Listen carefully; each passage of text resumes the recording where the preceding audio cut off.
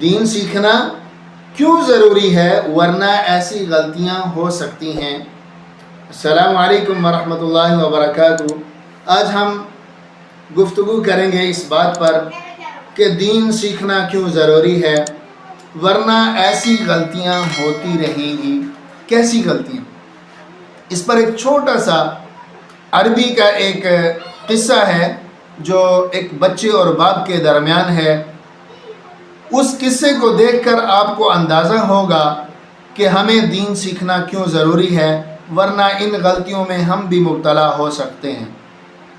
وہ قصہ کیا ہے کہ ایک لڑکا باتھ روم میں داخل ہوا اور گانے لگا۔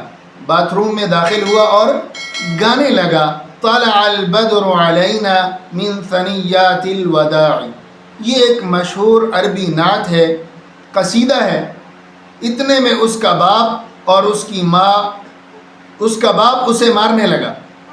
لڑکا رونے لگا، پھر اس کی ماں نے آ کر پوچھا، تم نے بچے کو کیوں مارا؟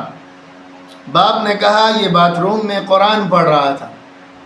ماں نے کہا، یہ قرآن نہیں بلکہ یہ ایک عربی نظم ہے، ایک قصیدہ ہے۔ یہ بات سن کر باپ خود بیٹھ کر رونے لگا۔ ماں نے پوچھا کہ اب تم کیوں رو رہے ہو؟ باپ نے کہا، میں پچھلے 30 سال سے اسے نماز میں پڑھ رہا ہوں۔ میں اس لیے روتا ہوں کہ مجھے 30 سال سے یہ علم نہ ہو سکا کہ یہ ایک نعت ہے یا قرآن۔ تو اگر آپ چاہیں، سوچیں، اپنے دماغ سے اس بات کو سوچیں کہ اس آدمی نے 30 سال میں کیا کبھی کسی سے سوال نہیں کیا نماز کے متعلق، قرآن کے متعلق؟ اس نے قرآن سیکھنے کی کوشش نہیں کی؟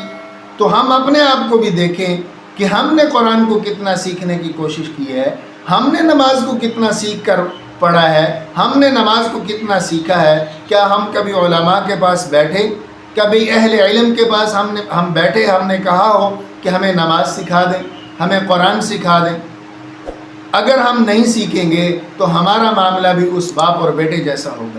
اس لیے میں آپ سے اور آنے والی نسل سے یہ گزارش کروں گا کہ خدا را قرآن اور دین سے محبت کریں، قرآن اور دین کو سیکھنے کی کوشش کریں، نماز کو اپنی زندگی کا معمول بنائیں۔ اللہ رب العزت ہم سب کو عمل کرنے کی توفیق عطا فرمائے۔